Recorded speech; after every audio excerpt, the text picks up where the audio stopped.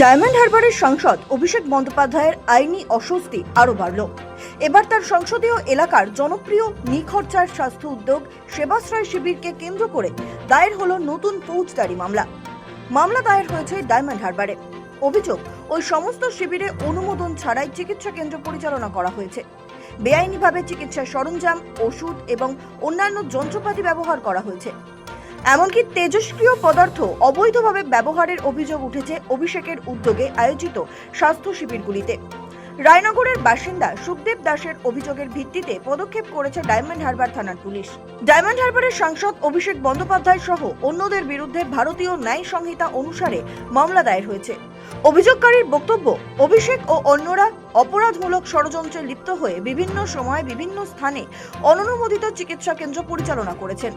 সেখানে প্রতারণা, জালিয়াতি, অবৈধভাবে পরিষেবা প্রদান, বেআইনিভাবে ওষুধ ও রোগ নির্ণয়ের যন্ত্রপাতি ব্যবহার হয়েছে। এর ফলে জনস্বাস্থ্য এবং নিরাপত্তা ঝুঁকির মুখে পড়েছিল। অপরাধমূলক ষড়যন্ত্র, জনগণের নিরাপত্তায় ব্যাঘাত সহ বিভিন্ন ধারায় অভিষেকের বিরুদ্ধে মামলা রুজু করে তদন্ত শুরু হয়েছে। এই অভিযোগের ভিত্তিতে পুলিশ ভারতীয় ন্যায় সংহিতার প্রতারণা ও জালিয়াতি সংক্রান্ত ধারাগুলির পাশাপাশি বেশ কয়েকটি অত্যন্ত কড়া আইনে মামলা রুজু করেছে।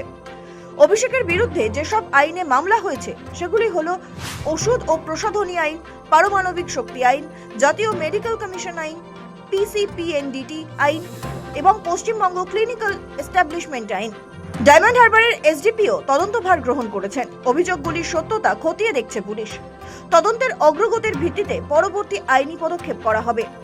উল্লেখ্য, রাজ্যের তৃণমূল কংগ্রেস ক্ষমতায় থাকাকালীন নিজের নির্বাচনী কেন্দ্র ডায়মন্ড হারবারের আম জনতার জন্য এই সেবাশ্রয় শিবিরের সূচনা করেছিলেন সাংসদ অভিষেক বন্দ্যোপাধ্যায়।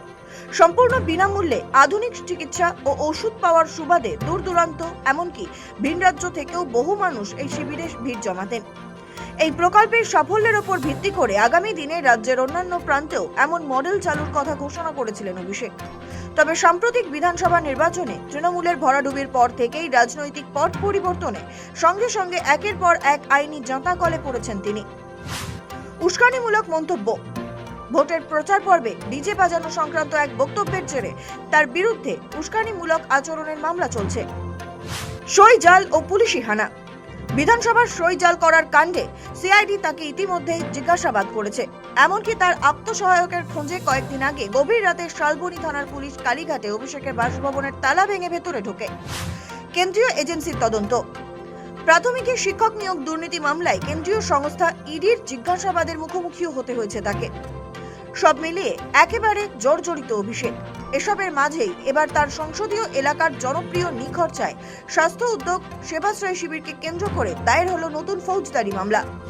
অভিষেকের অফিসের 25 জনকে পুলিশি হেনস্থা।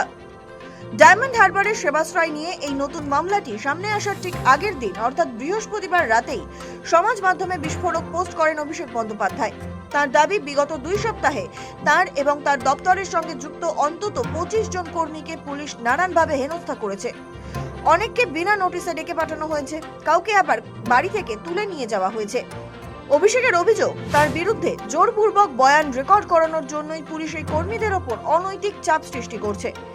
এই রাজনৈতিক ও আইনি টানাপোড়েনের মাঝেই এবার সেবাশ্রয় প্রকল্পের পারমাণবিক আইন লঙ্ঘনের মতো নজিরবিহীন ধারা যুক্ত হওয়ায় ডায়মন্ড হারবারের সাংসদের ওপর চাপ আরও বাড়ল নিঃসন্দেহে। শৌভিক সান্যাল ও জাহেদ মিস্ত্রির রিপোর্ট, সময় কলকাতা।